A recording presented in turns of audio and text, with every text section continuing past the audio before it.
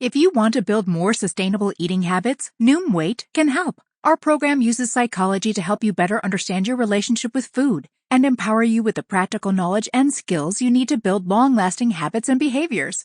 And with Noom, there aren't any good or bad foods. Instead, we'll provide you with the wisdom and expert guidance you need to make informed choices that fit your lifestyle and health goals. Start your trial at Noom.com/balance. That's NOOM.com/balance.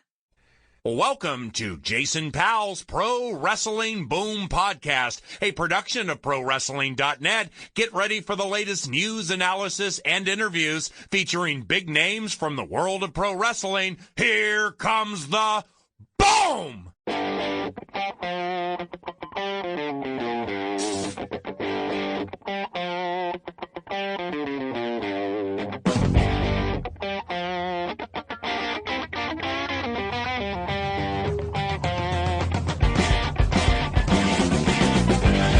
Welcome to Pro Wrestling Boom Live. I am Jason Powell, and believe it or not, I started the new year by calling the wrong number to call into this particular show. It was offering me free roadside assistance, and I'm like, that doesn't seem like a blog talk thing. So here we are, a little bit late. I do apologize, and thank you to everybody who has been patient. We have a couple of people already on hold. Rabbit, you're second. I don't want to hear any complaining. I can see the order. Every time Rabbit ends up second, he claims he called in first, and you were behind by 18 seconds, our first caller, so you're going to have to sit tight for a little bit, buddy, but I do see you there at 248. And we will be taking your calls. I'll be joined momentarily by my co-host, as always, Johnny Fairplay of Survivor fame, the Survivor Hall of Famer of the CBS reality show. And we'll be talking about WWE Day 1. We can also talk about what is going to be a very busy week in pro wrestling with all the first shows of the year for everybody coming up. WWE already had theirs, of course, but they'll have Raw tonight. And then just a full week, including the New Year's Evil show on Tuesday, the big Bryan Danielson and Hangman Page rematch on Wednesday's Dynamite. The what are they calling that one? Is that New Year's Smash, or do we already have that? I can't even keep up on all the theme shows they have. Thursday will be the Impact Wrestling Go Home show for Saturday's Hard to Kill pay-per-view. Of course, there's Rampage and SmackDown on Friday night, and then Saturday is also busy with the Hard to Kill pay-per-view from Impact, as well as AEW Battle of the Belts. And we're going to have you covered every step of the way at ProWrestling.net. For most of these shows, we will have live reviews, so be sure to join us. And, of course, Wrestle Kingdom is taking place over the next couple of nights. I don't know yet. I haven't decided yet if I'm going to be doing the late night or reviews of those shows or not. I am so behind on New Japan Pro Wrestling. Do I want to start my year out by falling behind or by falling behind on sleep? It's to be determined. We'll figure this out. But as you can tell, a lot going on. I didn't even mention MLW is back with MLW Azteca coming up on Thursday, their new slot. The only thing we don't really have is new Ring of Honor. I mean, they have kind of best of shows, or whatever you want to call them, highlight shows, but of course they're on hiatus until WrestleMania weekend with the Super Card of Honor. But everybody else is going to be back in full swing, and it should be a lot of fun. I hope you guys had a wonderful holiday season. This is one of the most depressing days of the year as everybody goes back to work, well, most people, and then you realize, like, oh yeah, there's no more short weeks for a while. But let's do our best to have some fun today, and let's bring in the master of having a good time. He is the one and only Johnny Fairplay. Johnny, how you doing, man? Happy New Year. Thank you. I'm actually kind of surprised that I'm here because yesterday was 78 degrees in Danville, Virginia. And then fast forward to last night, I went to bed. It was 61 degrees. And then here we are now with 6 inches of snow on the ground. Oh, no. I think you might have more snow than we do right now. I mean, we have some, but we lost a lot of it before Christmas. And, of course, I'm in Minnesota, and it was ridiculously cold. For those who may have watched, instead of day one, may have watched the hockey game on Saturday night, you know, it was the third coldest sporting event held in North American history. I could have sworn they had an outdoor Winter Classic game or one of the knockoffs, because there's the Winter Classic they do on New Year's Day, and then they started, hey, we can sell tickets. Let's just have a bunch of these. I could have sworn one of those in Canada was even colder, but apparently not. The Ice Bowl and something else were the only things colder. And today it's supposedly going to warm up to a balmy 20-some degrees, which I'm not ready to bust out the shorts, but, Johnny, it's a big improvement over what we've been going through. Yeah, well, I have no power here. So I fortunately, smartly charged my phone before going to bed. Oh, man. Well, I'm happy you did. Yeah, I do not want to fly solo today, so I'm very happy that you did. And for those who don't experience the cold that we get, it is really tough on the dog. And poor dog is going out. It's like that creature at the beginning of Empire Strikes Back that just keels over and Han Solo's got to cut it open. Spoiler alert, everybody. She looks a lot like that creature when it's time to go back in the house. If it's just a quick run out and do a number one, we're good. If she's got to, but she'll dance around and look everywhere in the yard trying to find the perfect spot to do her other business. And by the time she's done, I've been picking her up and carrying her. So it's been so damn cold. So I don't think anyone's going to be happier that the weather is improving a little bit here than she will be. But Johnny, what's going on with day one? Your thoughts on, I guess the biggest news coming out of it is Brock Lesnar winning the WWE Championship. Of course, he was added to that match because Roman Reigns tested positive for COVID and was forced to pull out of the show. Allegedly tested. I think it's pretty safe to say. There's a part of me that wants to believe that Hulk Hogan does. Just like, yeah, that's not going to work for me, brother. COVID, sorry. I don't think so. Or Kevin Nash versus anyone under 6 foot. All right, putting that aside. Here, I have many thoughts and theories. I think that we're not going to get The Rock at WrestleMania. I think The Rock is going to wait for Hollywood versus Dallas. I don't know why, but that's just a hunch. That being the case, the biggest money matchup is Brock versus Roman Reigns, and there's various ways to get there. And I think a good way, I think day one could have been just a schmoz ending, with Reigns and Lesnar. But I think with this we can get there, and I think a lot of good could potentially come out of it if it leads to WrestleMania, unification of the World and Universal or WWE and Universal Championships. And, of course, the part-timer not winning, Roman Reigns winning, unifying the belts or titles, if you will. And I think this could help both shows and WWE as a whole. I mean, we've seen the stripped-down rosters.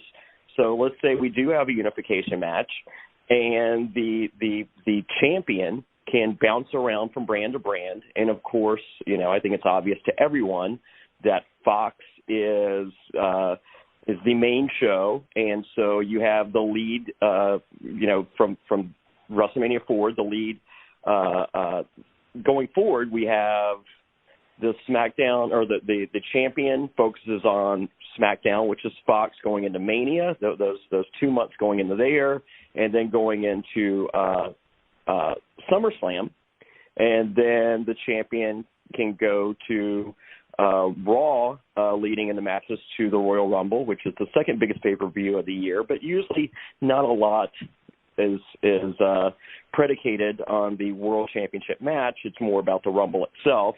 And then, of course, you throw Raw or /USA Network the bone of, and you also get Survivor Series, which is one of the big four, and then you have the title match going into there, and then the other months, I would probably skew it, 7-5 or even 8-4 towards SmackDown.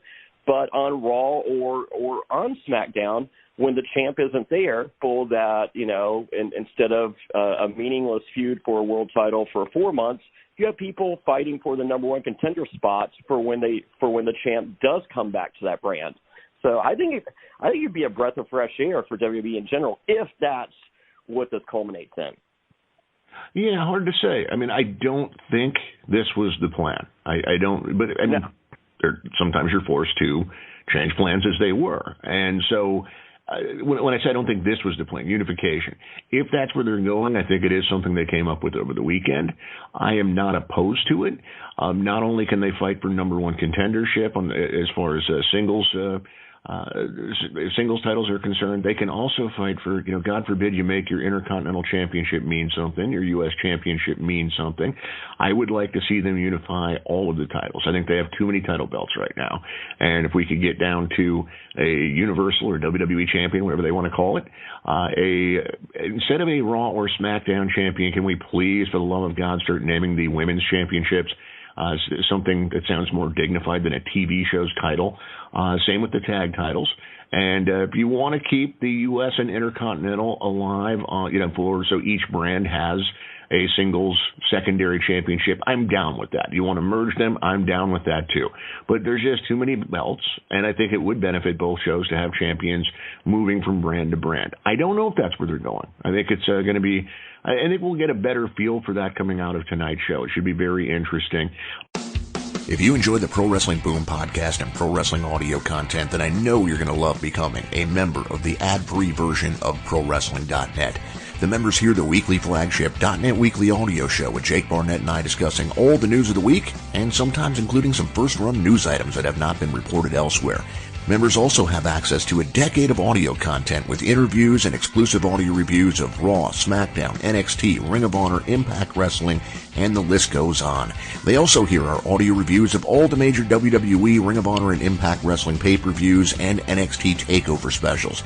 Plus, we're adding more New Japan Pro Wrestling audio content for their major shows. Help support ProWrestling.net and the Pro Wrestling Boom podcast by signing up today at pwmembership.net.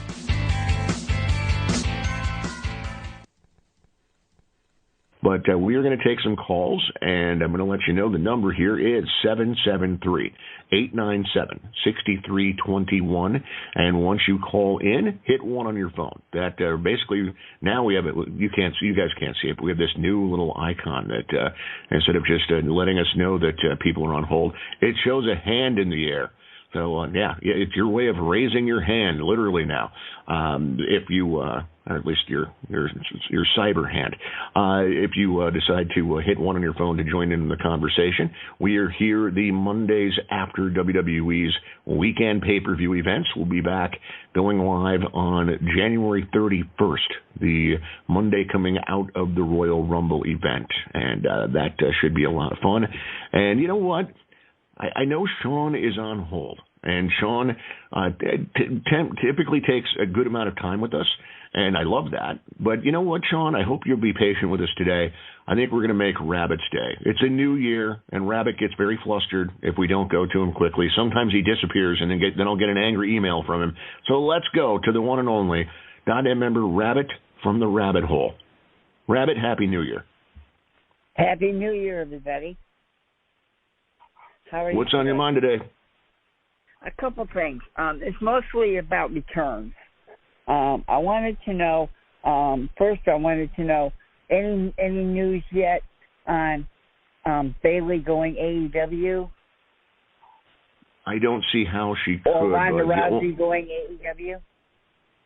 Well, I think they both have existing contracts. I'm not going to pretend to know the specifics on either. WWE did have time left on Rousey's deal. I have no idea how her pregnancy would affect that if it was something that, with regular wrestlers like Bayley is a regular main roster member. The contracts are structured in a way where they can extend the deal if somebody's been out with an injury, which she has.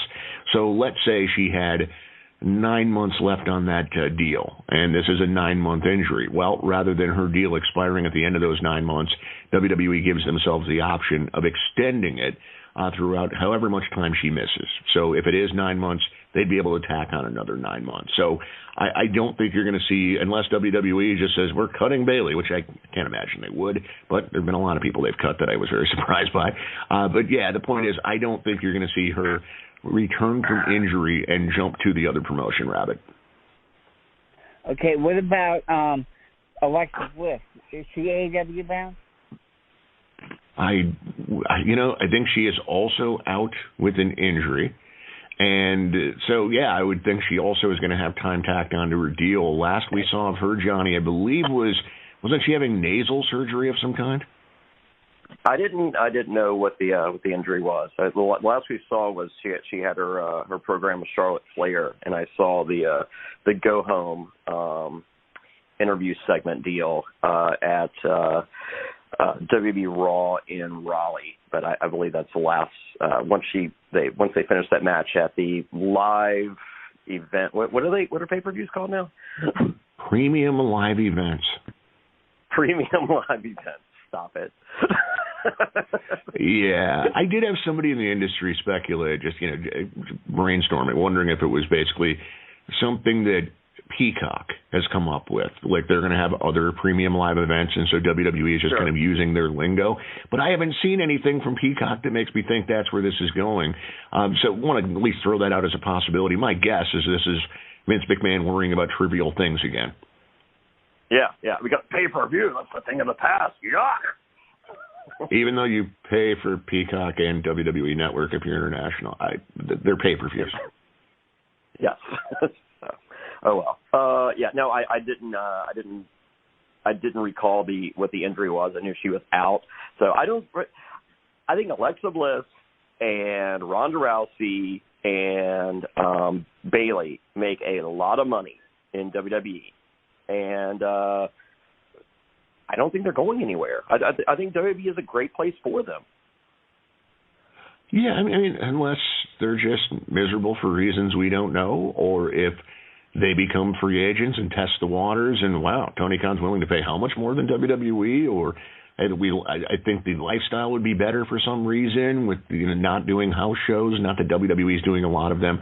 I mean, there's a lot of things that factor into those decisions, but I can't speak for Rousey, but I guess I would also be surprised if Bayley and Alexa Bliss were to end up leaving. Doesn't mean they won't, but I would also be very surprised if it happened. Rabbit, do you have more for us, bud? Yeah, I have a question for Johnny. Johnny, what is your opinion of the whole Beth Phoenix returning against Maurice? Is that going to lead to anything? Yeah, well, first let's address her look. What was that? Luna Vachon. It was as if you had purchased a Ronda Rousey doing Luna Vachon cosplay WWE Elite action figure, but you ordered it from Wish, is kind of the vibe that we had at my house. I don't know what that was. I love Beth Phoenix. I think she's great. I thought that look was, try again. No, I'm sure it's leading to a tag match at the Rumble probably. So if not the pay-per-view after the Rumble, because we have to drag our feet to get to WrestleMania at some point. So yeah, it's a tag match. So and I'm for it. I'm glad. The Miz is my friend. I love the Miz. I wish him the best, but I didn't feel that the Miz needed a win. I think Miz is where he is, and where he is, he's bulletproof at where he is. So, and anything more, it's kind of a stretch in the imagination. And protect Edge, because I feel like there is an expiration date there, unfortunately. So hopefully we're having the same conversation 8 years from now. But probably not. So no, I thought the match was good. I thought the best surprise was fine, and leading to a mixed tag, I think is something that a lot of peripheral fans, they like stuff like that. So, and I'm sure there's diehards that might, but it is what it is. All right, Rabbit, is that it? What about you, Jason? What did you think of Beth coming back? Yeah, I mean, like Johnny said, the look threw me off. I compared it to something out of the Mad Max Fury Road movie. I don't know what she was going for, but I mean, whatever. It's setting up a mixed tag. I'm not as warm on this as Johnny is, because I've been a Miz apologist over the years, and he's just never felt colder to me, unfortunately. And he's just paying the price for being booked so poorly. When he and John Morrison were together, they were weekly punching bags. It's one thing to be a pest heel. It's another thing to be a pest heel who's put in his place every freaking week, like those guys were. And I just don't take him seriously. And had he beaten Edge, I don't think it would have been good. I don't think it would have done enough to Miz. I think it would have been more damaging for Edge. And even watching that match, that's how I felt. Like, this isn't elevating Miz to Edge's level like I think they want. It's just kind of bringing Edge down a little bit. And the mixed tag, it's fine. The appeal for me is seeing Edge and Beth Phoenix team up. I just don't see Miz and Maurice as a team that anyone's going to take seriously. They just feel like speed bumps for these two. So that's the hook of the match. Edge and Beth teaming up together. If they can find a way to put some real heat on Miz and Maurice between now and then to make people really want to see it, great. But, I can't say that I'm all that fired up about it, Rabbit. All right. Listen, I want to wish you guys a Happy New Year. I hope you had a great one. And I hope, Johnny, you have a great 2022. All right. Thank you very much, Rabbit. Happy New Year to you, sir. He only wants you to have a great 2022. I kind of feel slighted, like he wants me to have a bad 2022. I mean, it started off that poorly with me calling the wrong number for my own show. But somebody did call the right number. Yeah. Did you switch over your auto insurance? Or So they were offering me free roadside assistance and something else. So I guess I learned what happened. It's an easy mistake to make. I'll just say that without going into details. But instead of calling the right number, I called an 800 number, which Blog Talk is not. And that's what came up. And then somebody instantly tried to call me on this. So now I'm probably going to be flooded with all sorts of calls on my Skype account. So God help me. But let's go to somebody who did call the right number.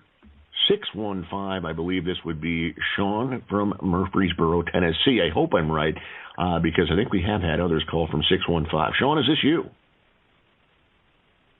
You got it right, Jason. I'm proud of you, man.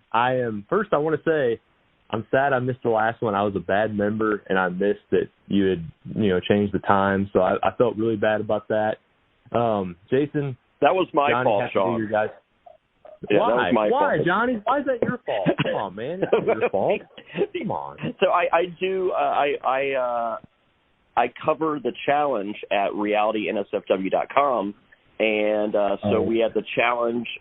So we had Survivor on Wednesday nights. The challenge came on Wednesday night. We're doing the podcast on Thursday, but also on Thursday is the challenge All Stars on Paramount Plus, and so we were doing that podcast Mondays at 4:30. So I very politely and then begged Jason to move it to 2 p.m. And he was like, I get my day over with earlier. Thanks.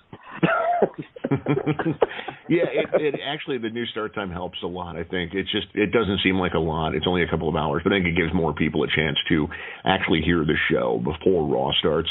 Because there are times where we're talking about a pay-per-view that's 2 days old already. Usually it's only the night before. But then once Raw happens, everything kind of feels like everything's moved on already. So I think it's beneficial in that regard too.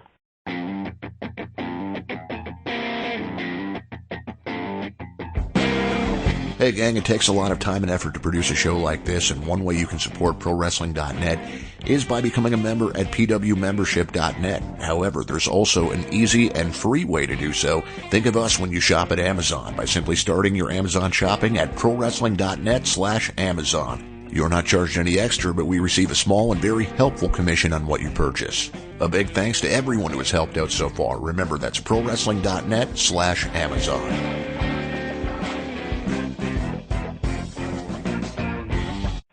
Now extended through January 14th, join a clean and spacious Planet Fitness for zero enrollment and only $10 a month. With tons of equipment and free fitness training, it's the perfect place for everybody to work out. Even me, mister. I'm so stressed I grind my teeth more than most people grind coffee. Especially you. Give your anxiety-clenched jaw a rest. My molars will be so happy.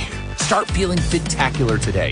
Join in club or at planetfitness.com. Zero enrollment, $10 a month, cancel anytime. Deal ends January 14th. See club for details.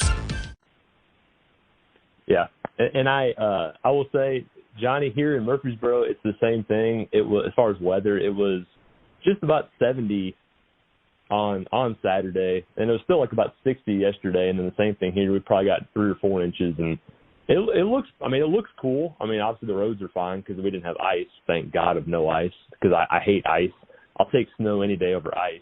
But yeah, it's pretty cool looking. And then last night I got to watch. Sorry, Jason, we dismantled your Vikings. I'm sorry. And Aaron Rodgers solidified his MVP. I'm sorry, Brady's not the MVP. Aaron Rodgers is the MVP of the league. He holds that team on his back. And now, granted, the Packers have a great running game this year and other good pieces. Obviously, one of the best wide receivers in the game. But Aaron Rodgers keeps that team going.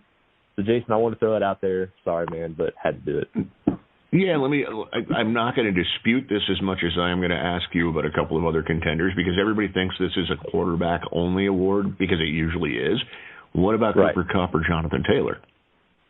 That's what I was going to actually ask you guys, because that's my dilemma I'm having this year. Like, I'm a Packers fan. I mean, obviously I'm going to say Aaron Rodgers MVP. But I do think he's got a very good case. He's only thrown 4 picks. Cooper Kupp, to me, the last couple of weeks, I think, has really helped Cooper Kupp make a better case for himself, because Stafford hasn't played very well. I think he's had like 6 turnovers the last 2 weeks, and they've won the games because, number one, their defense is absolutely phenomenal. You have probably the best defensive player arguably in the league, and one of the best corners in the league. And so Kupp has really stepped up big, and he did in that second half against Baltimore. So, and Jonathan Taylor, again, like you said, has had a phenomenal year. If Aaron Rodgers does not win it, I would lean toward Cooper Kupp, because I've been a Cooper Kupp. I watch college and pros, and Cooper Kupp really impressed me in college. I mean, he set all the Division I AA records and came in, and I thought he would be good, but I never saw this kind of talent out of him. So, yeah, I would lean Aaron Rodgers, but if I had to go, Cooper Kupp would deserve it, and other players deserve awards other than just quarterbacks. I know it's a quarterback-driven league, but that's mine. What do you think, Johnny? What would you say?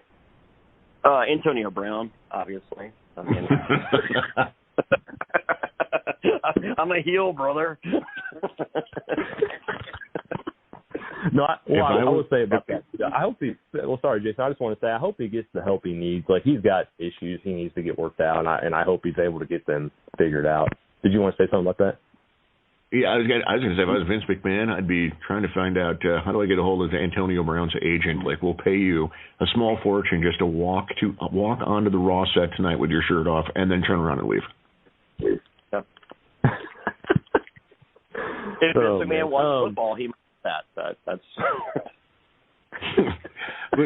So, Sean, even as the Viking fan in me is hating this, but yeah, Aaron Rodgers is the MVP this year. As much as, because part of it is it's so quarterback driven. You take Jonathan Taylor away, and with that offensive line, not that he isn't special, because he is. There's going to be somebody else that probably puts up really good numbers too. You take Cooper Kupp away, and the Rams certainly take a hit, but they also have some capable wide receivers, especially if Robert Woods had been healthy. But I mean, it's not to downplay either guy. It's just when you're kind of comparing the two, you take Aaron Rodgers away from the Packers. It's maybe a 500 team. It's your team. I mean, would you agree with that? Yeah, I would. I mean, because my thing is, I love the Packers running game. When you have Aaron Jones and Dillon, that's a solid tandem for sure, and that's helped Aaron this year. But the offensive line, Bakhtiari has been out all year. They're saying he might not come back. So I was glad they're going to get the bye, which they should now get the bye, and that'll help. Maybe in the playoffs he can come back, but I'm still leery of it. And they've lost their right tackle, I think, has been out most of the year. And so when you have offensive line, being kind of iffy, the secondary to me is their weak spot, and that's what I'm worried about in the playoffs again if they somehow play Tampa, which, again, Brady, I'm sorry. The numbers show how good he's been. To me, he throws the same passes all the time. Teams need to learn how to defend it. I'm sorry. Like, the Jets, they suck. So don't tell me, well, he came back against the Jets. They suck. Okay? watch the end of that game. That was the worst defensive possession you'll ever have in your life. And don't tell me, oh, he made the throw to win the game. The dude should have made the play on the ball. He made a terrible play, and the guy should have never been open anyway. Going back to the Packers, I'm worried about it because the Rams, to me, are driven to go all the way, and I worry about the Packers' defense. I worry about their secondary. But Aaron Rodgers, to me, if you take him off the team, they lost in one game when Jordan Love was there. Not that Jordan Love played a horrific game, but he's not ready to be, the quarterback for a long time anyway. And so they lost that game. Week 1 was just a week 1. I mean, week 1s are weird. People made way too much into that when it happened, and I was like, the Packers will be fine. I'm not worried about it. And they lost one other game, which it didn't really matter. So, yeah, I'm with you. Aaron's got to be the MVP. But, again, I want to give other players credit because, to me, wide receiver never really gets – well, when you come into the NFL, the wide receiver is the hardest position to play other than quarterback because you have to run routes and you have to learn all those kind of stuff. So Cooper Kupp deserves a lot of recognition. But I want to get off of the football because everybody loves football, but at the same time, we're here to talk wrestling, and I want to do that because – oh, there's some international listeners right now hating us. I wanted to spend an hour talking about the book of Boba Fett. But I want to say, Johnny, I did not love – I'm with Jason as far as I didn't really love the Edge Miz match. I like the Miz. I don't have anything against the Miz. He's just, like I said, they've done nothing with him for the last long time, and he just – that match was just I didn't love the match. I just love the Miz. There's a huge difference. The match was fine, but well, I thought he's it was a friend, and I love my friend. Yeah, right. No, you should. And like the match, I didn't think was even. I thought it was just plotting, and I don't know. The Edge just he tried to make it what. And the question I was going to ask, like, do you think Edge is not wrestling younger guys? Because somebody brought up that since he's had all the neck issues. Do you think he's wanting to wrestle more experienced guys because of that? Because he's worried about the neck issues? Because he's wrestled Seth, Miz, Orton, a lot of the guys that have been around for a long time. Because I wanted him, like a lot of people, to kind of, put some of the younger guys over. But I think he might be worried about wrestling some of the younger guys. Not that he doesn't like them, but he's just a little like, I got neck problems. I don't want to. Do you think there's anything into that? And what did you think about the and like I said, Beth, and I'm with you, Johnny. I love Beth Phoenix. Like, everybody gets down on her because of the Divas era that she was in. She was a really good wrestler. She could wrestle now. If she was younger now, she would have been able to wrestle in this era just fine. And I think she would have been really, really credible. So what do you think about the Edge, the neck stuff, and is that the reason why he's not wrestling younger guys? Johnny, your thoughts?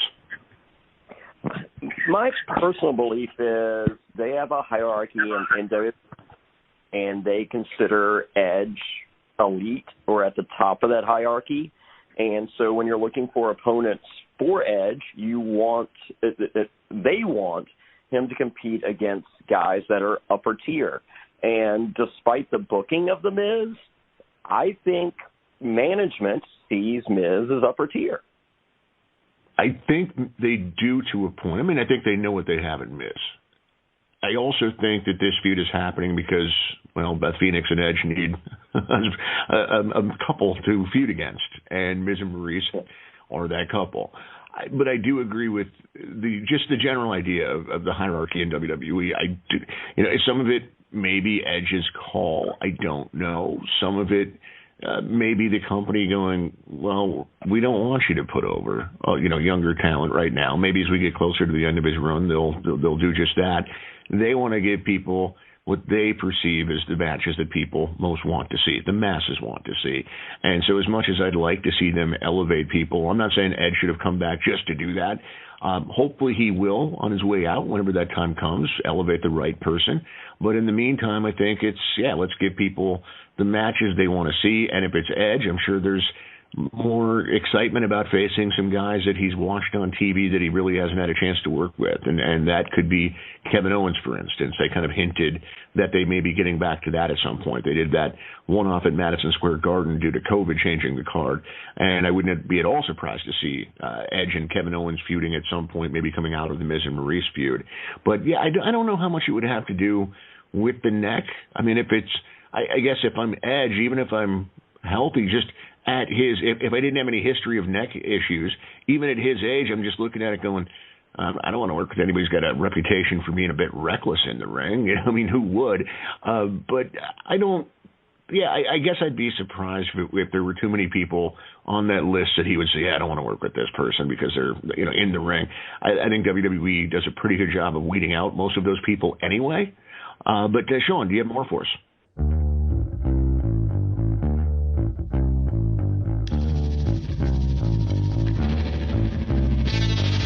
ProWrestling.net is the place to go for news and analysis, live television and major event reviews, opinion pieces, and so much more. If you want to keep up on the very latest in professional wrestling, then search no further than ProWrestling.net. Now extended through January 14th, join a clean and spacious Planet Fitness for zero enrollment and only $10 a month. With tons of equipment and free fitness training, it's the perfect place for everybody to work out. Even me, mister, I'm so stressed I grind my teeth more than most people grind coffee. Especially you. Give your anxiety-clenched jaw a rest. My molars will be so happy. Start feeling fit-tacular today. Join in-club or at planetfitness.com. Zero enrollment, $10 a month, cancel anytime. Deal ends January 14th. See club for details. If you are looking for a New Year's resolution that's easy to keep, I have just the one. Resolve to help protect your identity with LifeLock Identity Theft Protection. LifeLock alerts you to potential threats to your identity, and if you have a problem, a U.S.-based restoration specialist will work to fix it. No one can prevent all identity theft, but help keep what's yours, yours by resolving to protect your identity. Save up to 25% off your first year at LifeLock.com/aware. Yeah, I wanted to ask you guys, I had a couple more things, actually. Going back to going to the Becky Liv match, I heard you guys talking about it on the review of the show, and I thought Liv was just, she was okay. She was fine.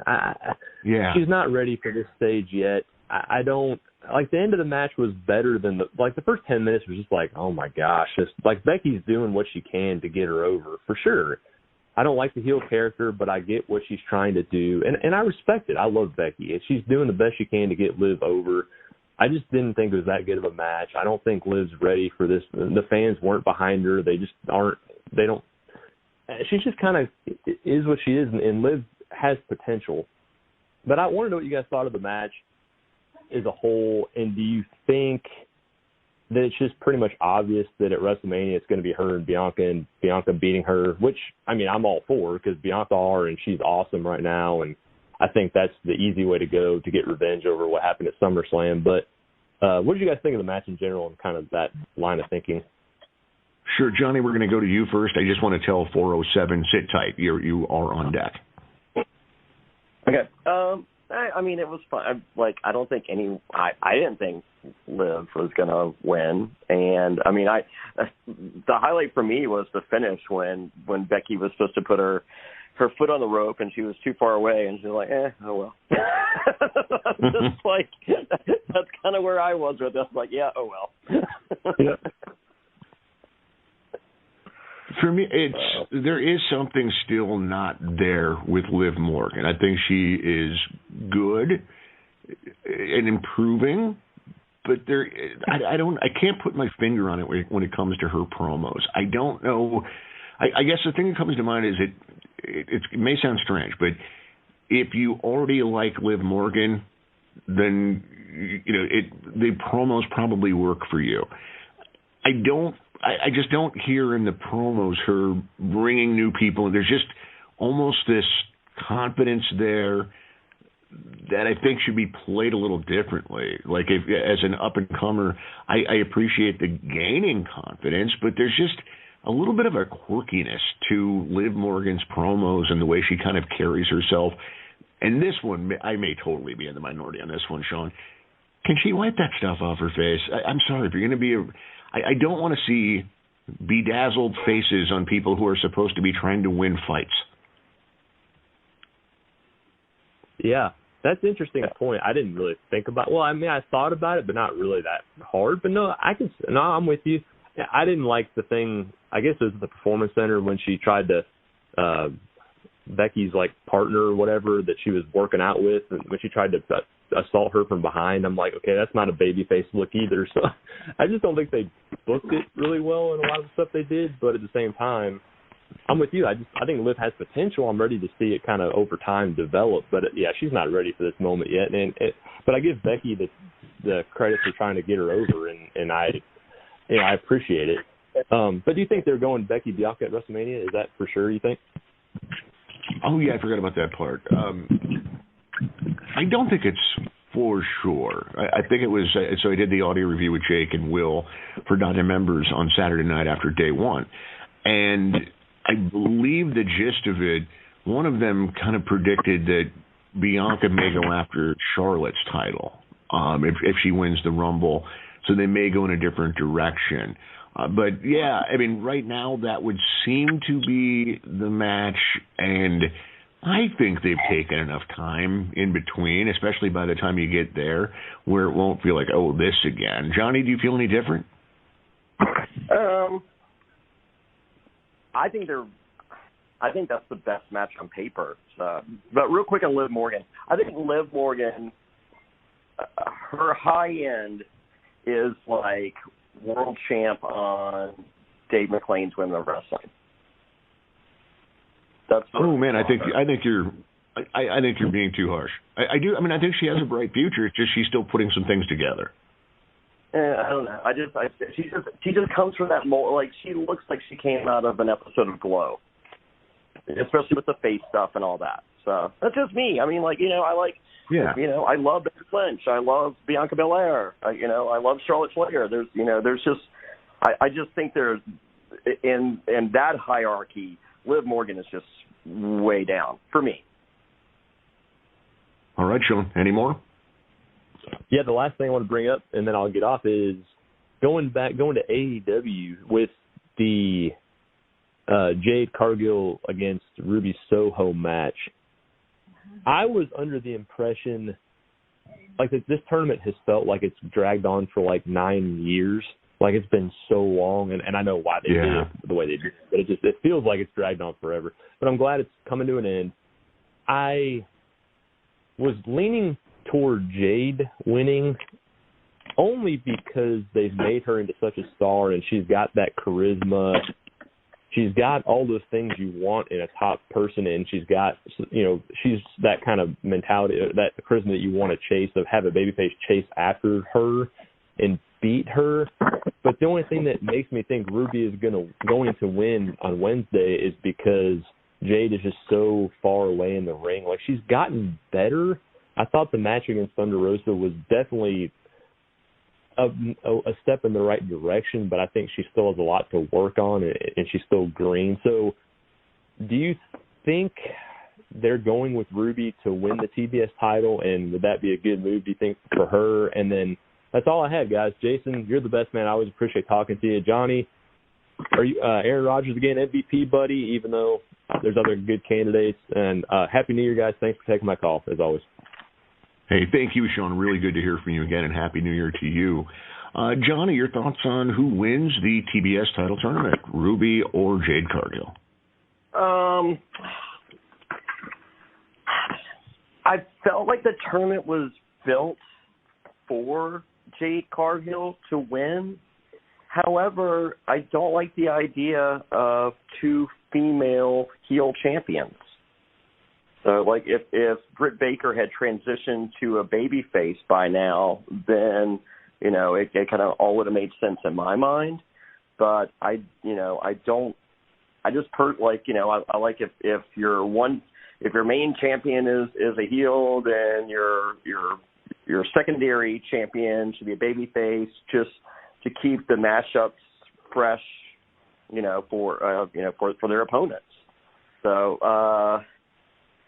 but I don't know. I'm not, So if Britt's a heel, is Ruby Soho your champ? I mean, maybe I'm reading it wrong, but I just felt like the whole thing was set up to give Jade Cargill a championship, but not the championship.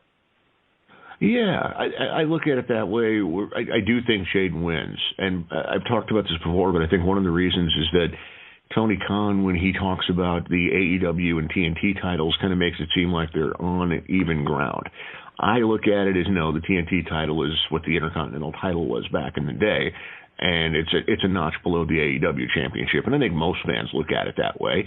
But if he is serious about wanting these titles to be fairly even, then I think you have to go with Jade Cargill, because Britt Baker has already beaten Ruby Soho. Jade Cargill is unbeaten, and that way you get, all of a sudden you give that title some credibility on that level.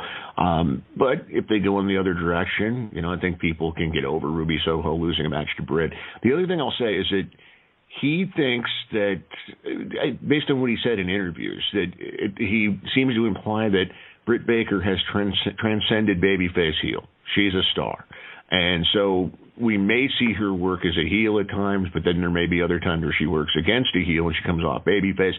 I'm not advocating that approach. I think it's trying to reinvent the wheel. I think they had something really good with Britt Baker's soaring popularity and should have leaned right into it and gone ahead and made her a babyface with an edge. But, it's not like it isn't working to some extent. But, I think Jade will win. We will have an email question from Jade Cargill's biggest fan in the whole wide world, Jermaine from Chicago, coming up later. But let's go to 407. They've been waiting a while. Who's this, and where are you calling from, 407? Hey, how you doing, Jason? My name is Antonio. I'm from Orlando. Hey, good to talk to you. Yeah, Antonio from Orlando. What's happening? Hey, listen, so the kids ain't in school, so they wanted to listen to the podcast, and so my son Gio has a couple questions for you guys. Sounds good. Hi, I'm Gio, and I wanted to ask who you think would have won the two championship matches at day one if Roman Reigns wouldn't have got COVID. Oh, good question. Johnny, I'll let you start. He's hitting us with a tough one here. He is. Well, first of all, let's acknowledge that maybe Roman Reigns should have been more responsible. No, I'm kidding. Wow. I'm kidding. I had COVID right before Thanksgiving. I Josh. No, I think we would have had a convoluted finish with Paul Heyman and no winner, perhaps. I mean, which it was pitched on the fixed mailbag, and Todd Martin liked the idea of everyone's asking themselves, where does Paul Heyman end up? Is it with Roman Reigns or is it with Brock Lesnar? And Todd liked the idea of is it Gable Stevenson, the Olympian? Gable Stevenson, no N in Stevenson. Okay, Gable Stevenson. So, and I'm watching day one, and at the beginning of the event, we had McCaffrey he goes we have Stevenson sitting right there on the front row, and I'm like, are you kidding me? Is it happening that quickly? And rumor and innuendo, what Paul and Brock were responsible for talking to Stevenson to come to WWE and never even negotiate with AEW. So I thought that potentially that's where we could have ended up. So if you're gonna strap that rocket to this kid, he better be ready. So I mean, Kurt Angle came out of the chute amazing. Brock Lesnar came out of the chute amazing. You want to cross your fingers, but it could be a dud, and it's a lot of hard work to come back from that. But no, I think my gut tells me we would have got some kind of schmoz, no real conclusive thing with Brock and Roman, which would have been a horrible, horrible way to start 2022. And then on the other side of things, I don't know, Big E retains.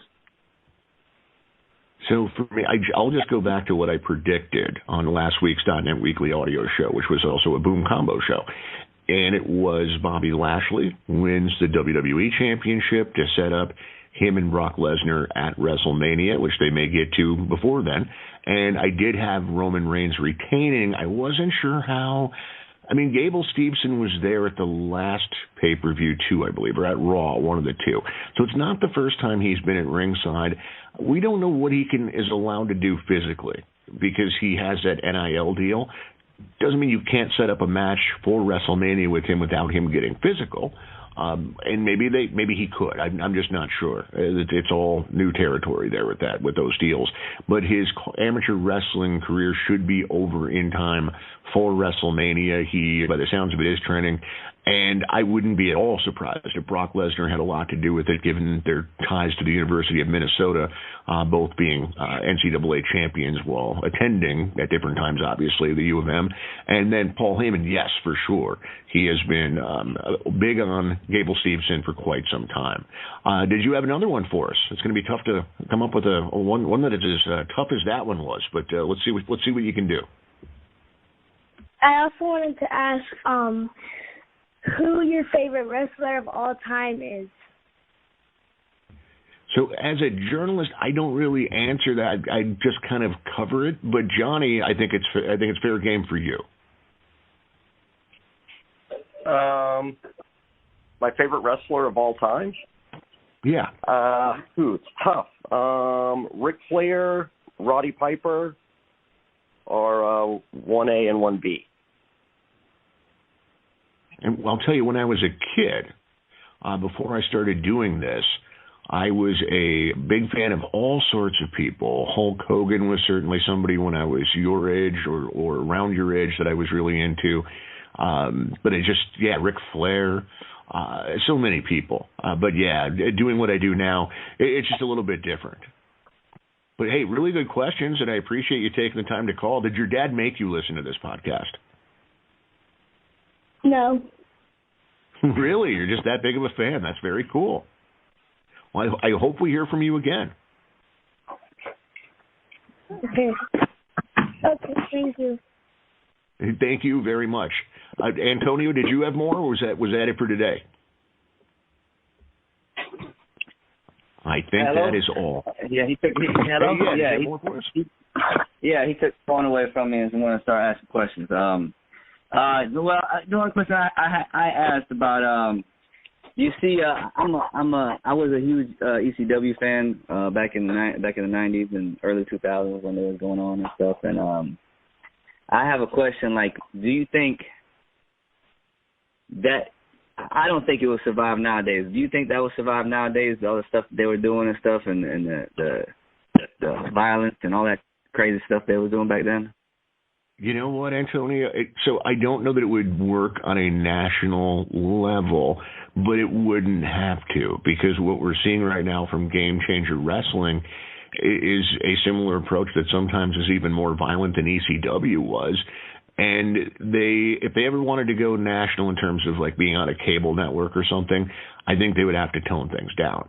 But with streaming and streaming pay-per-views, they're able to do really well for themselves doing that style.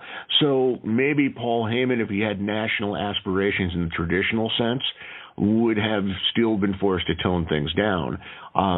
But at the same time, ECW, I think would have found a lot of success financially sooner than it did had it existed in a streaming world where so many people weren't just reading about it in the newsletters or what have you at that time, people that just didn't live in areas that ECW went to.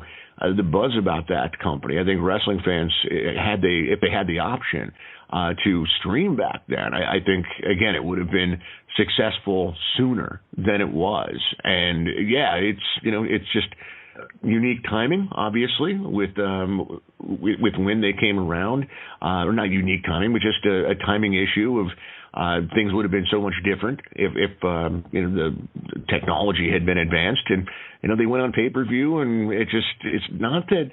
I've never gotten the sense that it wasn't that they didn't do well on pay-per-view.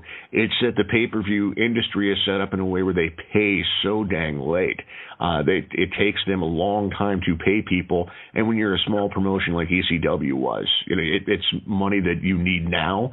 And with Paul Heyman Paul Heyman's a great wrestling mind, and at that time, I don't think Paul Heyman was a great business mind. But interesting question. Have you checked out Game Changer Wrestling, Antonio? No, I've heard about it, but I haven't actually watched it. Yeah, if you like that style, the old ECW style, that might be the promotion for you. Did you see the Nick Gage match by any chance in Chris Jericho on AEW? Yes. Yeah, that's a Game Changer Wrestling. Nick Gage. That's where he comes from and where he does his thing. So if that appeals to you, I would recommend it. And Game Changer Wrestling had the first match from Scotty 2 Hotty in 6 years against Joey Janela 2 days ago. Yeah, so it's not. It isn't just all blood and guts either. There is different styles at play. But if I don't know if you want the little guy watching some of that stuff, but there's definitely a hardcore element to that promotion. No, he doesn't watch that. He's in the Roman Reigns and what WWE got going on right now. Yeah. Well, awesome, Antonio. Anything else? Yeah, and my last question is going piggybacking off of the question I had prior. I don't know if you were in doing the business you're doing right now back then, and when ECW was going on at the time. So, yes, but if you were, okay, well, this is my question then. Being an insider then that you were, there's so many stories of why ECW failed, why it didn't come, why it didn't continue. What do you think as an insider of why it didn't continue? I think I kind of just touched on it to some extent. Paul Heyman was not a great businessman.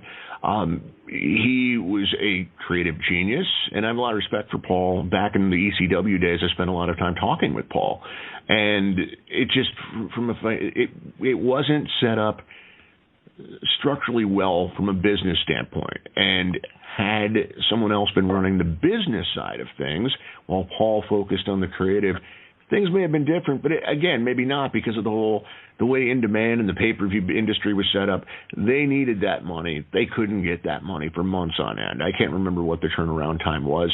And, they started losing a lot of talent also. It wasn't the same promotion in the dying days as it was during, whatever. Everybody's got a different idea of what the glory days were. But, people started moving on into greener pastures, more lucrative offers from the WWF and WCW at the time, and you started seeing both companies start to emulate some of the things that was working for ECW. And so, yeah, they didn't have as much talent, and they weren't the only ones doing what they were doing anymore. And, they didn't get the right TV deal. So many things. Johnny, am I leaving anything out? No. I mean, I think the big thing was the pay-per-view. I mean, there was a lot of money that people were counting on from the pay-per-view buys, and then showing up to a year later, that 30 days out is what a lot of people, the business model that a lot of people work under. And so, to add 11 months to that and be like, hey, it'll be cool, don't worry about it, So, yeah, I mean, there was a lot of difficulties.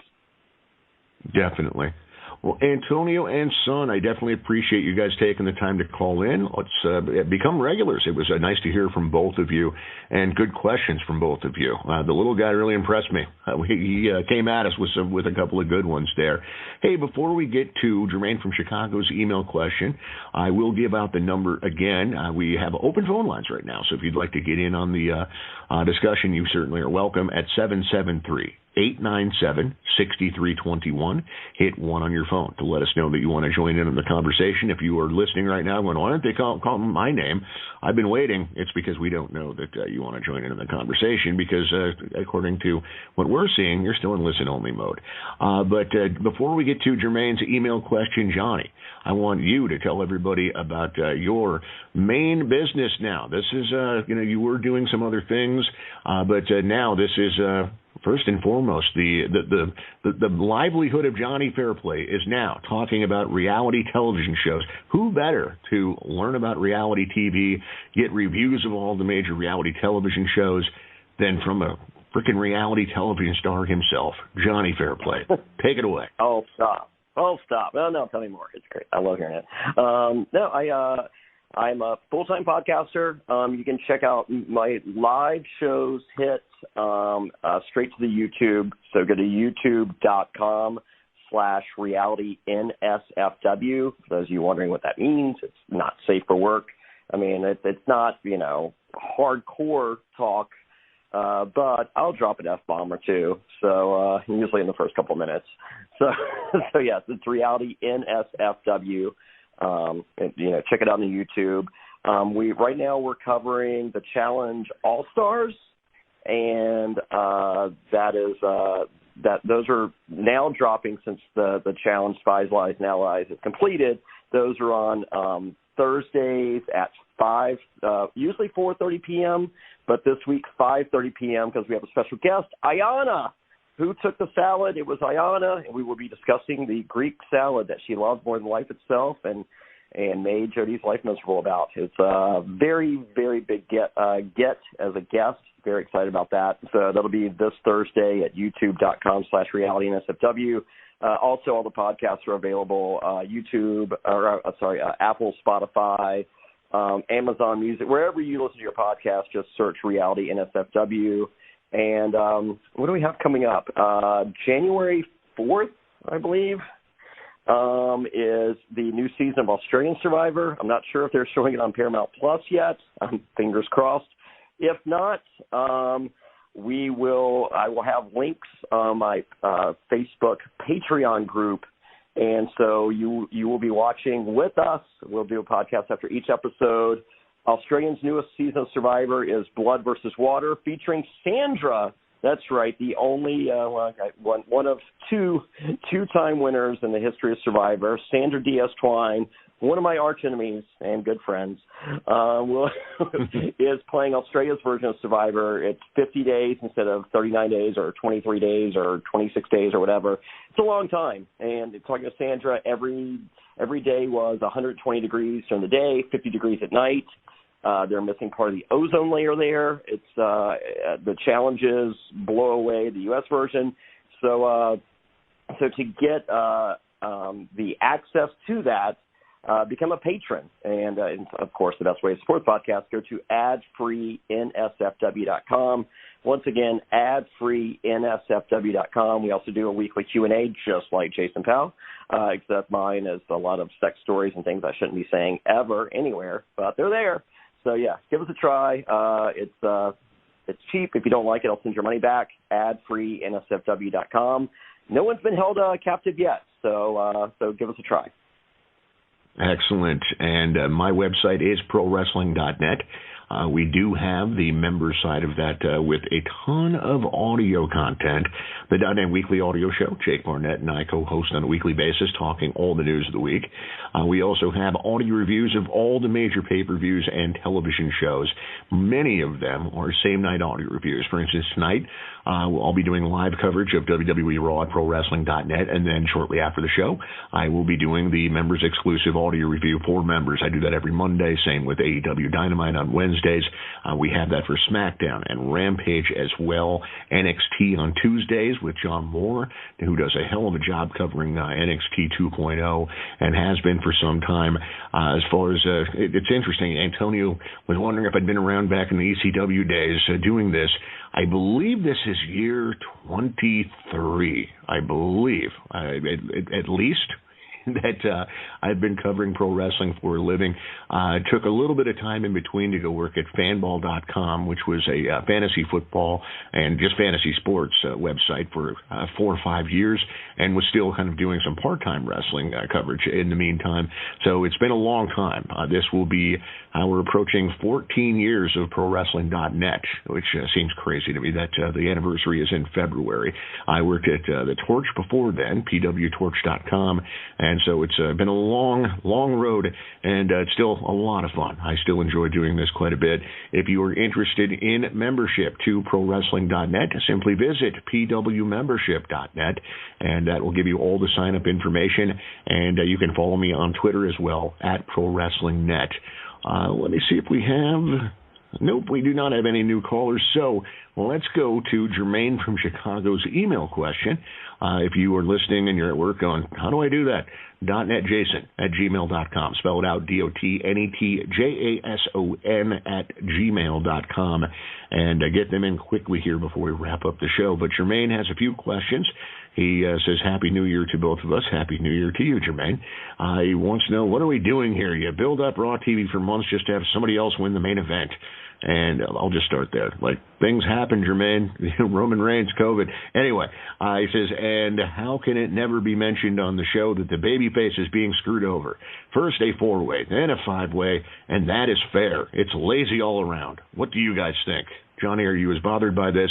I mean, your last name is Fair Play, so I would think that you should be the judge for this. It's a misnomer. It's not. And I named myself. I mean, it doesn't really count. No, it's. I mean, it's. I think we're gonna have more stuff like this. I mean, I know, like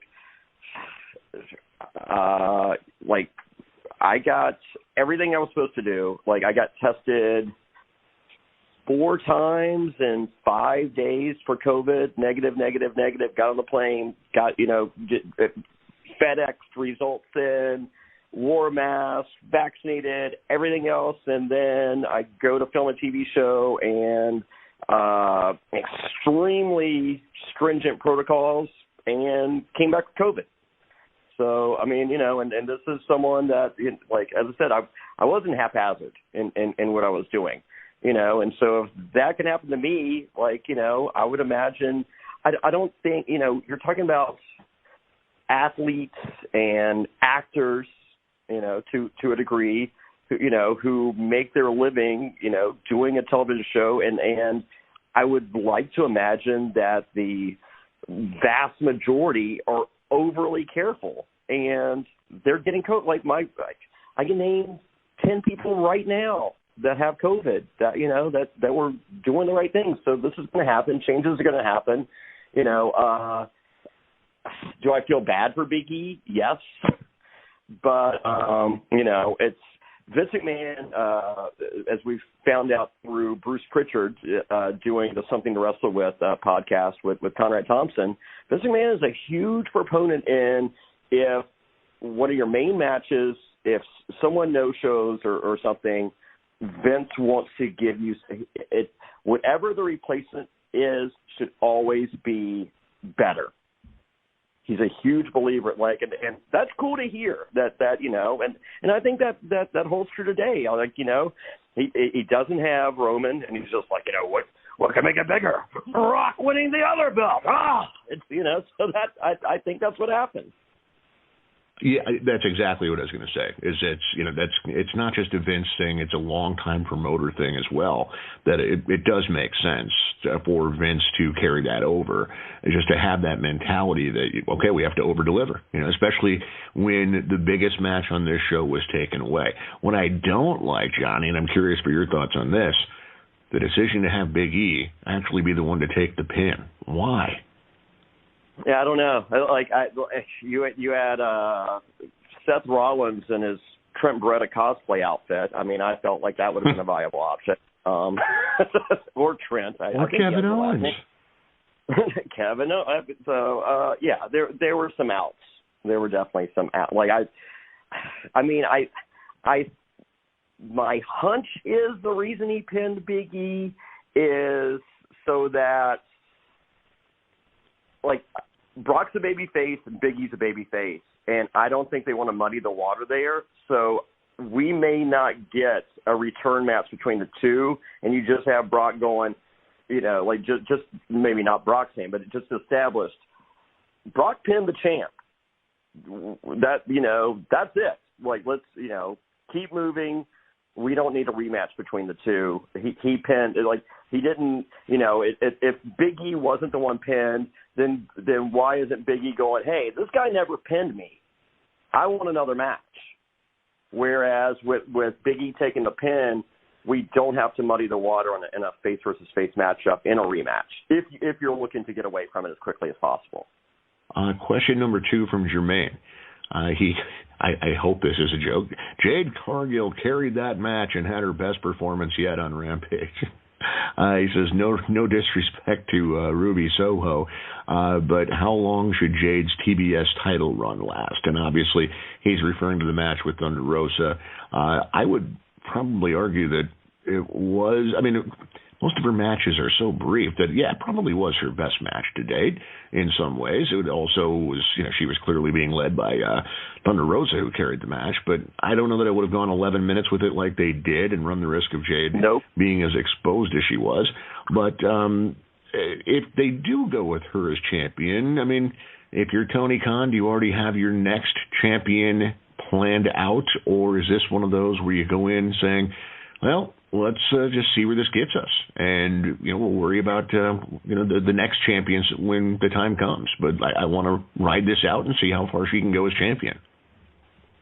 I would ride. I mean, I definitely think she was overexposed. That match should have been 5 minutes, and I mean, Ruby Soho, let's go 7 tops with Jade, regardless of the outcome.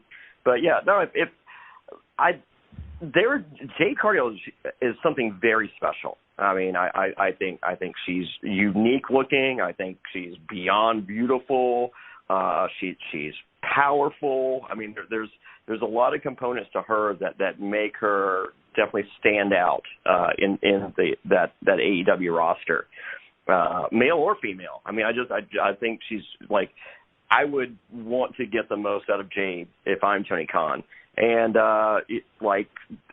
she has her limitations, but if you can hide them and protect her, yeah, I'd ride it. Like, I mean, I'm not saying she's the next Goldberg, but I think there's that's something special there to her. Yeah, and that's funny you mentioned his name, because I was actually going to bring him up. People, we can talk about her limitations, and they're obviously there. She's still green, but Goldberg is Goldberg, and he made a lot of money. Ultimate Warrior was never anything special in the ring, to say the least, and he made a lot of money, and the list goes on. So Road Warriors, a great tag team, loved watching them. Were they great in-ring technicians? No, of course not. So you can make money with attractions, and ideally, she's going to end up being better in the ring than everyone that I just mentioned. But it takes time, and if they feel like, hey, there's money to be made with her right now, despite her limitations, we can work around them, they should enter this if they're putting the title on hers. I seriously wouldn't be planning ahead. Okay, we're going to have her drop the title on such and such date to so and so. I would go into this. Some title changes you do that with. Others you go in thinking, let's see where this takes us, and that's the mindset I would have for this one. If you want to have, all right, here's probably what we're going to do, but we're not married to it. If this really works, then let's just roll with it. And so that's what I would do. Number 3 from Jermaine. He says, should Jade Cargill take the John Cena approach of holding an open challenge each week? And then he adds, you guys are the best wrestling minds on this current show. Thanks. I don't even know. Antonio's son may have his top, Johnny. Yes. It's a best question. I mean, by far. Yeah, for sure. And I question a lot of things daily. So. Open challenge, you like it? I mean, I guess I'm not. It might work best with. All right, so Britt's a heel, Jade's a heel. Maybe that opens up the pool of opponents by doing the open challenge format. So, and then you that kind of helps with what I saw as a negative of both being heel champions. So yeah, I'm not against it. I mean, there might be a way to do it because, I mean, it gives her reps. That's one positive. But you're also running the risk of exposing her. I would say one of the ways you can do it is if Mark Sterling is the one setting up these so-called open challenges, and she's just destroying indie talent. People that don't belong on TV necessarily, or just are not a talent that are there weekly. And yeah, and it leads to something. She's beating dark level talent, even if it's on Rampage and Dynamite. That's fine, but it's being done in a way where Sterling is acting like what she's doing is really impressive, but we all know it's not. And then it leads to bigger matches with other people eventually. I think that's a way you could do it. But no, I wouldn't have her just plow through the women's roster like having an open challenge weekly where it's like all the existing, main roster talent. I just personally wouldn't do that. But I did like the joke at the end, Jermaine, but I didn't like the ones at the beginning. He was trying to tell bad jokes about the new WWE Premium Live Event name, and it just didn't work. So I didn't tell it, Jermaine. And he didn't even, I'm impressed. He did not bring up the Vikings playing the Bears this weekend in what is one of the most meaningless games in the history of mankind. And hopefully he feels that way too. But Lord knows if his Bears win, he'll act like it was the Super Bowl. But Jermaine, Happy New Year to you. Johnny, let's talk about this week coming up in wrestling. I don't know what the hell. I will do a quick search to see if they have anything advertised for tonight's Raw. I think there was like some kind of a title match or something, or what the heck did they have? They had something listed, or they advertised something a week out, and it was, Damian Priest, Dolph Ziggler. If Priest is disqualified, Dolph Ziggler wins the championship. Now, I mean, we should add, card subject to change, as we've seen with the Roman Reigns situation. WWE's had a COVID outbreak, and so it is very possible that, that match will take place. It's also possible that, you never know. Assuming it takes place, I mean, I can't imagine a world where Dolph Ziggler beats Damian Priest to win the championship to start off the new year. I just can't, Johnny. Am I missing something? No, I don't think so. So, no. And, I mean, but, it's Damian. I don't know. Is he turning heel tonight? Can we just do that? Yeah, I'm not big on this whole thing they're doing with him. I don't mind him developing more of an edge, but it just kind of makes everything that happens in his matches until he snaps feel kind of meaningless. Like just you can literally. It's like me, like before I was doing podcasts about Survivor. Like it's just like come on in, we're doing the challenge, and it's just like okay, unless I see someone hit their nuts on a wooden beam, I don't care. And so now Damian Priest. Like until he gets the eye of the tiger or whatever, it makes just fast forward. NXT Tuesday. I don't know how closely you're watching. Do you care about Tommaso Ciampa defending the NXT title against Braun Breaker? Yeah, that's okay. I mean, like my new best friend, Grayson Waller's on that show. He has that's right. Yeah, you two spent some time together. Yeah, and he has a feud with my old best friend AJ Styles. So I'm a little conflicted, but newer is better. We all know that. Wow, I hope AJ hears this and never ever wants to do you a favor again. He still owes me for my concussion. I'm never letting him live that down. No, I think that speaks volumes of Grayson Waller that they're having AJ do that program.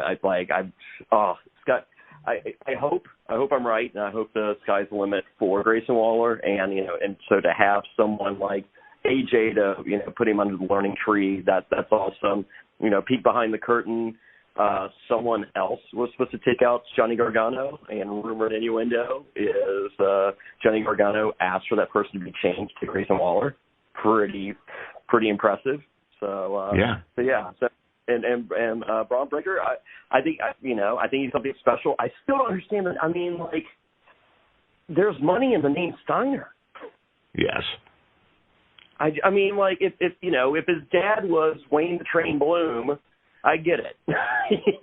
Right. I mean, I feel like there's a little bit of equity there. I mean, I enjoyed the Wrecking Crew, and I enjoyed the Beverly Brothers, and and other incarnations, but it wasn't like when I was asked earlier who my favorite wrestler was, I didn't say Wayne the Train Bloom or Mean Mike Enos. So I get that one, but Steiner, pretty strong name in the world of professional wrestling. So, I don't get it. And it's not even like it's a bad, like, Steiner. I mean, that's a great name. I don't I don't either. It's a Vince thing. Are you going to be a judge on Wednesday night for Hangman Page against Bryan Danielson for the AEW Championship? Yes, I peeked behind the curtain. Wasn't supposed to say anything, but breaking news. Yes, the three judges are Hiro Matsuda, myself, and Jason Hervey. Nice. I like it. In other words, no. So who ends up winning this thing? Is it apparently they could technically go to the draw if the judges scored split decision followed by a draw. But I think we're going to get a winner and a loser this time around. Assuming we do, who do you expect it to be?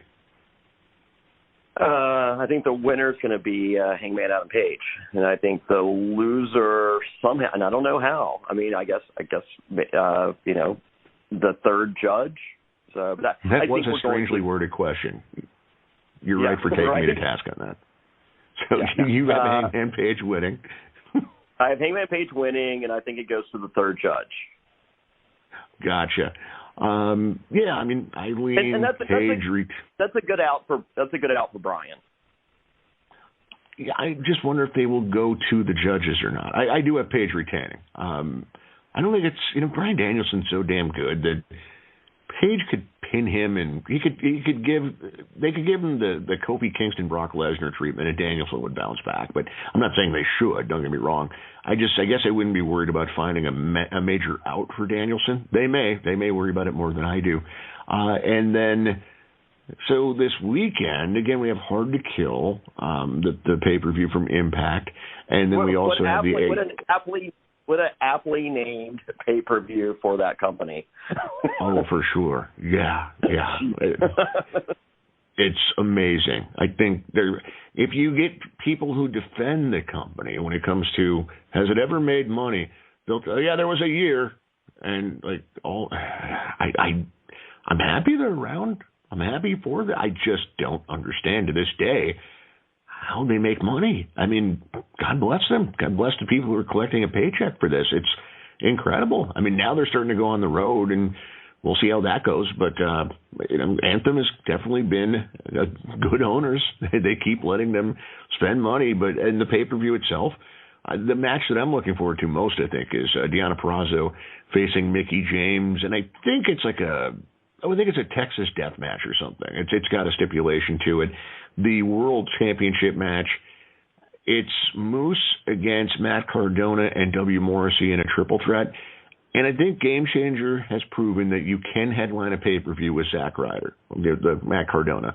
I don't think anyone has proven that you can successfully do a pay-per-view with babyface Matt Cardona. We'll see if Impact can pull it off. I just think Cardona is a lot more interesting outside of Impact Wrestling than he is in Impact Wrestling, to me anyway, Johnny.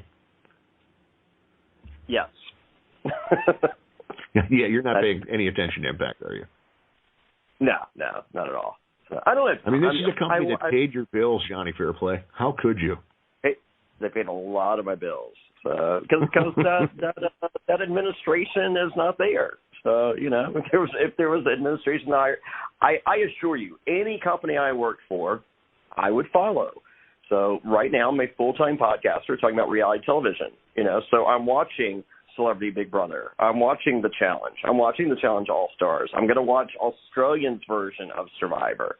So, no, I'm very dedicated to those, when the invoice goes out and the money hits the PayPal account, we're all on the same page.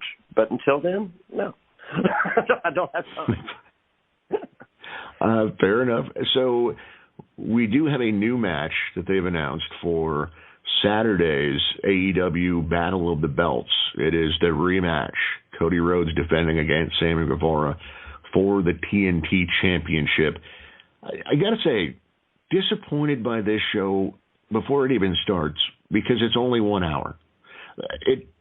When I hear Battle of the Belts, TNT special, I'm thinking, okay, at least 2 hours, if not 3. Yep. Like, this is going to be like a free pay-per-view. And then you find out it's only an hour. That's what I mean. Like, this may turn out to be the greatest hour in the history of television, for all I know. But it's hard not to feel a little dejected that, like, oh, it's only an hour. Yeah. So that one's in Charlotte, North Carolina, right?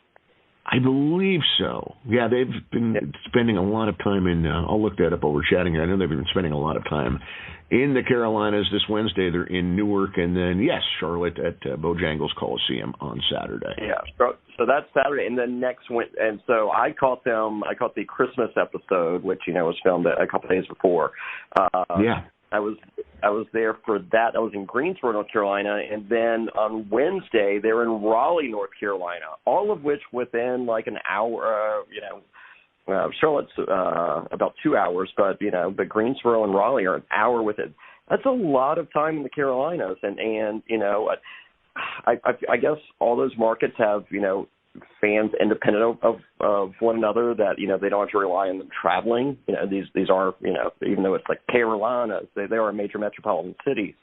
I just find it a little curious that they're going to go just back to back, just that quickly. But yeah, Battle of the Belts. I mean, when I first heard that they had bought the copyright for it, I'm just envisioning Ric Flair versus Barry Windham, in Florida, like TBS just having just still shot, such a big, I'm just like, wow, and then it's a 1 hour special, and I'm just like, so is this less than a Dynamite? Kind of. Yeah. So no, but at the same time, I mean, as a wrestling fan, our imaginations run wild all the time. So that being the case, in our head, we it's just like, this might be the greatest thing ever. And and here's the thing, Battle of the Belts, cool name for something. I think it should be the name for a pay-per-view. I think Full Gear is one of the worst names for a pay-per-view ever. Why isn't Battle of the Belts one of their pay-per-view names? Yeah, and then you have Revolution or Rebellion. It's like at the same time that Impact does whatever the other one is, pretty generic. I would love to see AEW come up with a really good name and basically have its own WrestleMania each year. I don't know if they can. That was it. That would be it. That would be fun. And you don't have to do it, but I mean, Lord knows they have access to Impact Wrestling if they want to strike up a deal there. Ring of Honor and its championship are being defended on other shows now. So you really could play into that theme if you wanted to and have, title belts, not just from your company, but other promotions as well. But either way, All Out or Double or Nothing, whichever they consider to be bigger, I don't know. And I cover this for a living. I want them to have that annual super show. And, UFC, I remember asking Dana White about that when I got a chance to sit in on a media session with him, and they don't have that either. And with AEW, it's like, guys, come on, you have 4 shows a year. Why not have that? This is our marquee event. And I think, like I say, in their minds, they think either one of those 2 shows is the biggest. Johnny, do you have any idea which one it is? Nope. Yeah. And so, I mean, you can brand it in a way that lets people know, but I don't feel like they have the name. Either one of those names doesn't feel majestic, and maybe that could be it. Wrestle Majestic. It doesn't feel as majestic as WrestleMania. Just WrestleMania, that's the event right there. And obviously they have, all the years, 38 years of history with WrestleMania, but it jumped off the page the first time that you read it, or it sounded special when you heard it. And I just don't feel like All Out or All In or Double or Nothing. I just don't feel that way about them. Yeah. Shark Boy named Slammiversary. Yeah, it's all right. I mean, it's not a bad name. I like it better than Full Gear. Yeah. Well, Johnny, to close things out today, I am calling you on the carpet. I wasn't going to, but since you brought it up yourself, I think it was the last time we did a show, you were telling us about all the big Thanksgiving festivities you had planned, and you were going to the WWE event that Friday, and you're all fired up about all these things on the air. The show ends, and 5 minutes later you call me and go, yeah, none of that's happening. I have COVID. Yeah. Okay. At the time, I guess you just weren't ready to go public with it, but now you are? Yeah. So, no, I mean, I don't know. It's I feel those were my plan. I wasn't ready to internally accept that I wasn't going to get to enjoy all that stuff. So I was just like, sure. Yeah. So no, it wasn't. I don't think it was like a shame thing. It was like I got tickets for this. I got this. I this is awesome. I just came back from filming a TV show, and I guess I can say what it is now. Judge Steve Harvey's show. The premiere is Tuesday, January 4th. I think I'm being saved for sweeps, which is like either the last week of February or the first week of March. There's also an episode of the Judge Steve Harvey show, which once again, Tuesday nights on ABC, 8 p.m. prime time. There is an episode with Kevin Sullivan and J.J. Dillon suing. It's J.J. Dillon suing Kevin Sullivan for I think $5,000 for a boat. I'm not. But Kevin Sullivan claims that he does owe the money, but he told JJ that he would pay him later. And Kevin checked his watch, and it still doesn't say later. Wow. Well, we won't let you spoil the finish of that. What's going to be a magical episode, I'm sure. So yeah, we'll certainly talk about. Go ahead. We're running up against the clock, so make it quick. Yeah, there's a wrestling surprise on my episode as well. There's a run-in from a Hall of Famer. Wow, the Judge Steve Harvey show. Did you give Steve Harvey the vid? No, he wasn't that close. He wouldn't take a picture with me, so maybe he knew something I didn't. Maybe that. We'll tell that story after your episode airs. You did share that with me, and it is a gem. Hey, before we go, Johnny, men's and women's Royal Rumble picks, because the next time, and obviously it may change, there's a lot of time between now and then, but that'll be the next time you and I are on, is the Monday after the Rumble. So who you got? Let's see. On the men's, I like, it's a little convoluted and it doesn't give the rub to anyone.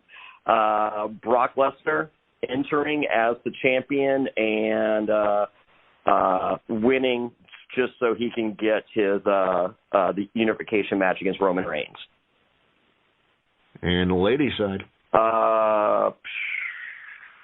I would love a returning Bayley. All right, there it is. We'll find out how right or wrong Johnny is with the Rumble coming up. And then, I guess everybody enjoy what is a loaded week of wrestling. It started, of course, on Saturday night with day one, and it's just all the things that I've talked about Wrestle Kingdom tonight, and everybody having their first big shows of the year. Should be a fun week. We'll have you covered with all of it at ProWrestling.net.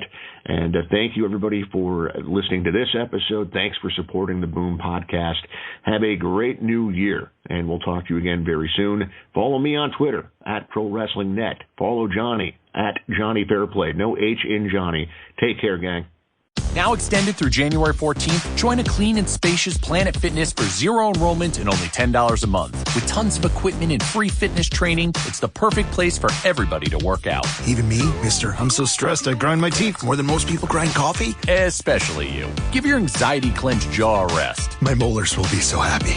Start feeling fit-tacular today. Join in club or at planetfitness.com. Zero enrollment, $10 a month, cancel anytime. Deal ends January 14th. See club for details.